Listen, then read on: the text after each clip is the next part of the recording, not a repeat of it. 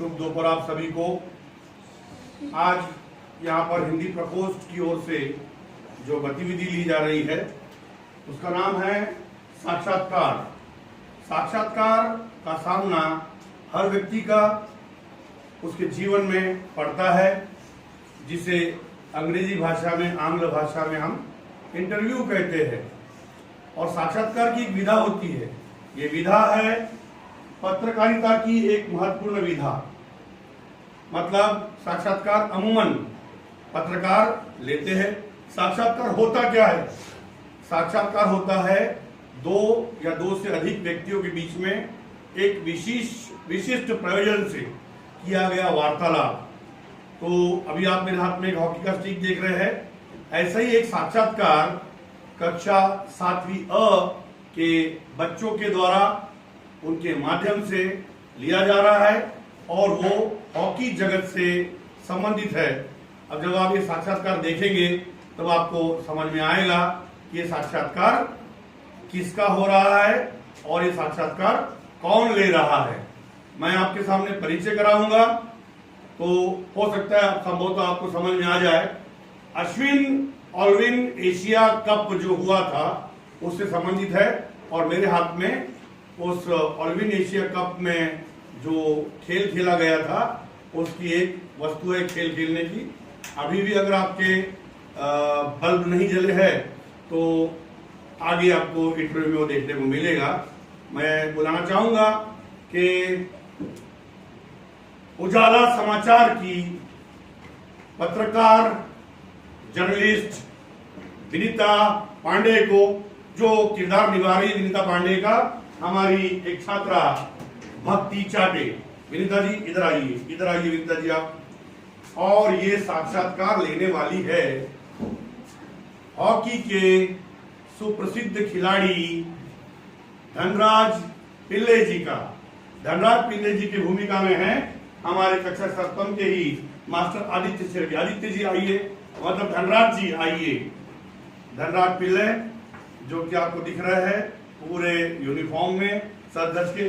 धनराज जी अपनी हॉकी पकड़ लीजिए आप, ठीक है। और अभी आप अपना स्थान ग्रहण कर लीजिए। विनीता जी आप आदित्य जी अपना स्थान ग्रहण कर लीजिए, ठीक है। नमस्कार। मैं उजाला समाचार एजेंसी से विनीता पांडे हूँ और हमारे सामने हॉकी के सुप्रसिद्ध खिलाड़ी श्री धनराज पिल्ले जी हैं। तो खड़की पुणे की तंग गलियों से लेकर मुंबई के हिरानंदानी पॉवर कॉम्प्लेक्स तक आपका सफर बहुत ही लंबा और प्रतिसादी रहा है। इसके बारे में कुछ बताएं। तो मैं अपने सफर के बारे में आपको विस्तार से कुछ बताना चाहूँगा। पहली बात तो मेरी जो जिंदगी अब तक की वो उसमें बहुत सारी मुश्किलें आई और हम गरीब भी थे, तो इसकी वजह से जो मुश्किलें आने वाली थी, जो तक जाने वाली थी, वो भी नहीं टली। और बाद में मेरे जो 2 बड़े भाई थे वो हॉकी खेलते थे पहले से ही और उसके कारण मुझे भी हॉकी खेलने का शौक लगा। लेकिन बात ऐसी थी कि खरीदने तक की हैसियत हमारी नहीं, तो जब भी खेलने का मन करता था तो दोस्तों से मांगना पड़ता था और जब भी वो तभी मिलता था जब दोस्तों का खेलना हो चुका और उसके लिए काफ़ी धीरज भी रखना पड़ता था। और मुझे मेरी पहली स्टिक तभी मिली जब मेरे बड़े भाई को भारतीय सरकार ने मैच के लिए चुन लिया और भारतीय सरकार ने जब चुन लिया तब उन्होंने मुश्किल से एक नई स्टिक ले ली और जो अपनी पुरानी स्टिक थी वो मुझे दे दी। तो वो जो स्टिक है वो भले ही पुरानी होगी लेकिन वो मेरे लिए बहुत ही महत्वपूर्ण स्टिक है और मूल्यवान भी। और मेरी जूनियर मैच पहली बार सन 1985 में खेला था मणिपुर में और तब मैं 16 साल का था और दुबला पतला था दिखने में और बच्चों जैसा मुँह था। ऐसी कदकाठी के बावजूद भी मेरा मैदान में ऐसा दबदबा था कि कोई मुझसे भिड़ने की कोशिश नहीं करता था और मैं ऐसा जुगाड़ था कि मैदान के बाहर भी और मैदान के अंदर भी। अगले ही साल मुझे सीनियर टीम में डाला गया, मतलब सन 1986 में सीनियर टीम में डाला गया और तब मैं मुंबई लीग खेलने के लिए अपना बोरिया बिस्तरा बांधकर मुंबई चला गया। मुंबई चले जाने के बाद वहाँ पहले बड़े भाई पहले से ही थे तो हम दोनों भाई ने ऐसे मैच खेली कि सारी तरफ धूम मच गई। बाद में मेरे मन में एक इच्छा जागी कि ऐसा उम्मीद जागी कि ऐसा लग रहा था कि मुझे ओलंपिक के लिए बुलावा ज़रूर आएगा।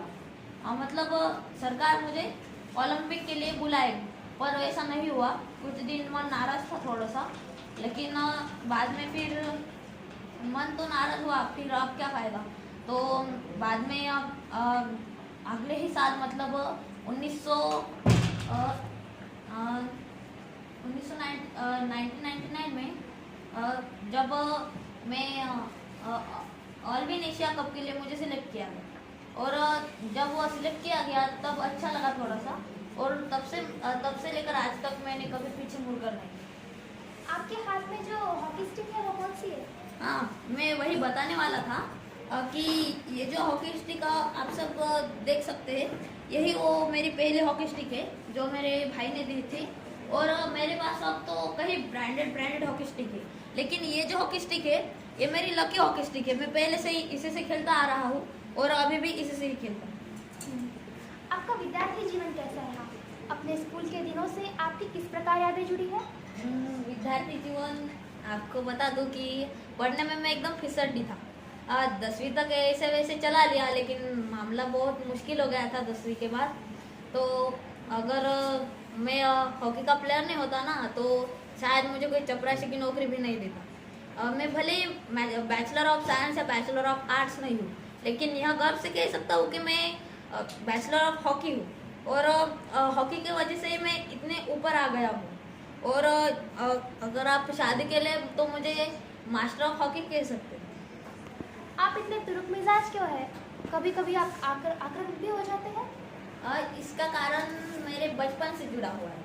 बचपन से ही मैं अपने आप को बहुत असुरक्षित महसूस करता हूँ, क्योंकि मैंने देखा है कि मेरी माँ ने हम सब भाई बहनों को पालने में कितनी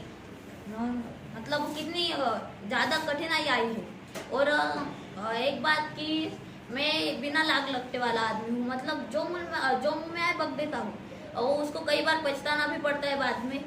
तो मुझे मेरा गुस्सा कंट्रोल नहीं होता, और मुझे अपने जीवन में कुछ चीज़ें पाने के लिए बहुत जूझना पड़ा। इसके कारण मैं चिड़चिड़ा बन गया, और लोगों को भी मुझे उकसाने में बड़ा मज़ा आता है। और एक बात कहूँ तो मैं एक भावुक इंसान भी हूँ। मुझे दूसरों का दुख देखा नहीं जाता, और ख़ास करके मित्रों की और परिवार की मैं सबसे ज़्यादा कद्र करता हूँ।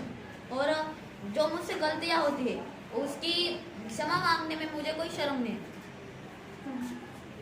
आपने सबसे पहले कृत्रिम घास यानी कि जो एस्ट्रोटर्फ होती है उस पर हॉकी कब खेली थी? मुझे लगता है कि सबसे पहले जब मैं 1988 में मुंबई लीग खेलने के लिए गया था ना, तब वहाँ पर कृत्रिम घास पर ही खेला था। और तब जो मेरे दोस्त थे तो वो मुझे एक कोने में ले जाकर बता रहे थे कि उस घास पर खेलने की गुर बता रहे थे, कैसा खेलना चाहिए कैसा नहीं। तो बाद में जब वो बता रहे थे तो मैं नीचे झुक कर उसका हाथ लगा कर देख रहा था। मुझे विश्वास नहीं हो रहा था कि हमारा जो विज्ञान है वो इतनी तरक्की कर लेगा, मतलब कृत्रिम घास भी उगा पाएगा। तो इसकी वजह से मैं बहुत आश्चर्यचकित भी था। हर युवक का जैसे सपना होता है, वो कब आई थी? मेरी जो पहली कार थी वो आर्माडा कंपनी की सेकंड हैंड कार थी, जो मुझे मेरे असिस्टेंट के द्वारा मिली थी। और आपको एक प्रसंग बताना चाहूँगा मेरी ज़िंदगी का। तो एक बार मैं मुंबई में लोकल ट्रेन से घूम रहा था। तो एक बार वहाँ पर बहुत लोग थे, मतलब बहुत गर्दी थी। तो वहाँ पर एक पत्रकार भी थे, उन्होंने फोटो खींच ली और अगले सुबह पेपर में खबर छाप दी कि हमारा जो देश का सितारा है हॉकी का, वो अभी भी लोकल ट्रेन से सफ़र करता है। तो बाद में मुझे लगा कि जो मेरा जो चेहरा है वो अब साधारण नहीं रहा, वो सारे लोगों को पता चल चुका है और मुझे लोकल ट्रेन से या लोकल बस से सफ़र करने से बचना चाहिए। लेकिन मैं कर भी क्या सकता था। जो थोड़े बहुत पैसे मिलते थे उनसे पैसे जमा कर पहले बहन की शादी की, और माँ को पुणे को दर महीने पैसे भेजता रहा। और बाद में 2000 में मैंने मेरी पहली स्पोर्ट्स कार खरीदी। वो मेरी अपनी थी, मतलब किसी ने दी हुई नहीं थी, मैंने अपनी मेहनत से ली हुई। तो वही मेरी सबसे पहली बार थी मैं समाज का। सफलता का आपके लिए क्या महत्व है? हॉकी को आपने इतना कुछ दिया, इसके बदले में आपको क्या मिला? जरा बताइए। हॉकी को तो मैंने बहुत दिया, लेकिन इसके बदले में ज़्यादा कुछ नहीं, मुझे कुछ पैसे मिले थे जो कि आज के मुकाबले बहुत कम है। लेकिन जब मैं विदेश में हॉकी खेलने गया था तब मुझे कुछ पैसे मिले। उस पैसों से मैंने लगभग 1994 में एक पुणे में फ्लैट खरीदा, 2 बेडरूम का। वो छोटा था लेकिन हमारे लिए काफ़ी था। फिर 1999 में महाराष्ट्र सरकार ने मुझे एक पवई कॉम्प्लेक्स में मुंबई में एक फ्लैट दिया। वो इतना बड़ा था कि वो खरीदने की कभी मेरी हैसियत नहीं हो पाई। सेलिब्रिटीज के साथ एक ही मंच पर बैठना कैसे लगता है? तो बहुत अच्छा लगता है, लेकिन जब हम पहली बार राष्ट्रपति से मिलने गए थे, हमारी पूरी टीम के साथ गए थे, तो बहुत अच्छा लगा। और तब यह भी महसूस हुआ कि जो हम इतने बड़े स्टेज पर आए हैं, ये सिर्फ हॉकी की वजह से ही हो पाया है। अगर दूसरे कोई रास्ता नहीं था, जो रास्ता था मैं जिसमें परफेक्ट था, और उसको जान लिया और उसकी वजह से ही मैं आज इधर हूँ। इसलिए मैं अपना पूरा मेरे हॉकी को धन्यवाद सर, आपने अपना इतना कीमती समय हमें देने के लिए। धन्यवाद।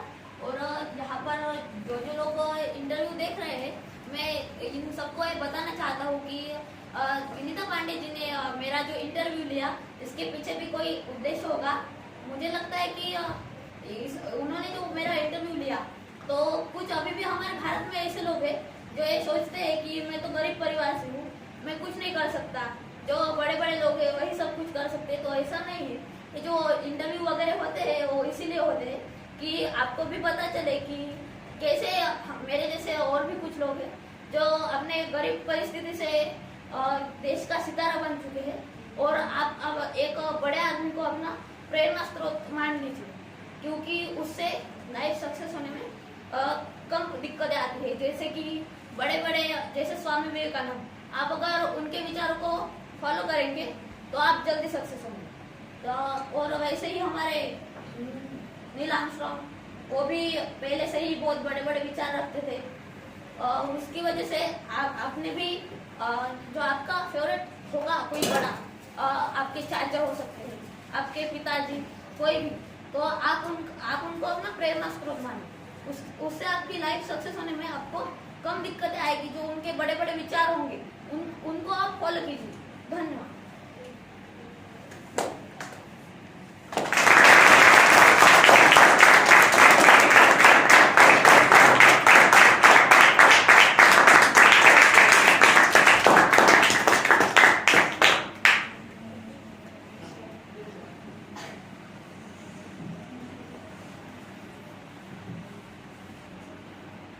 आपने एक अनोखा इंटरव्यू हमारे हॉकी के सुप्रसिद्ध खिलाड़ी धनराज जी, जो आज हमारे बीच में यहाँ मौजूद है, और उजाला समाचार एजेंसी की सुविख्यात पत्रकार विनीता पांडे, ये भी हमारे बीच में उपस्थित है। और इस इंटरव्यू के माध्यम से धनराज जी ने जो अपना वक्तव्य दिया अंत में, वो एक अविस्मरणीय हो सकता है, क्योंकि उन्होंने जो अपने जीवन में पाया कि गरीब घर में जन्म होने के बावजूद भी संघर्ष के साथ उन्होंने अपने जीवन को यहाँ तक ले आए हैं। तो आपको उनसे प्रेरणा लेनी चाहिए, और यही आज के इस पाठ का और इस साक्षात्कार का उद्देश्य था। मैं राजेश कुमार ठाकुर अलबेला आपसे विदा लेता हूं। धन्यवाद।